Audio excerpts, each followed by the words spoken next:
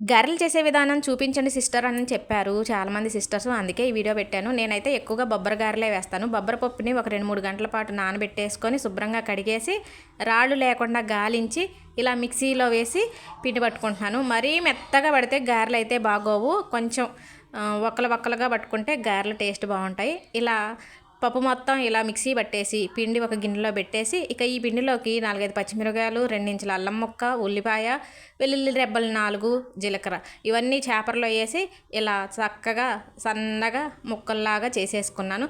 ఇక ఈ తరుగంతా మిక్సీ పట్టేసిన పిండిలో వేసేసి కొద్దిగా కరివేపాకు, ఒక పిరికెడ తోటకూర సన్నగా తరిగి వేసాను. రుచికి సరిపడా ఉప్పు కూడా వేసేసి ఉల్లి ముక్కలు, పచ్చిమిరపకాయల తరుగు అలాగే ఉప్పు మొత్తం పిండికి పట్టేలాగా ఒకసారి కలిపేసి ఒక మంచి క్లాత్ ఒకటి తీసుకొని ఒక గిన్నె మీద పెట్టి ఆ క్లాత్ మీద పిండి పెట్టి గారెలు అయితే ఇలా వేస్తాను. ఇలా వేస్తున్నానని నవ్వుకోకండి. చాలామంది అయితే అరచేతిలో పిండి పెట్టుకొని గారేస్తారు. నాకైతే ఇప్పటికీ అలా రాదు. ఈ వీడియో నచ్చితే లైక్ కొట్టండి అబ్బా.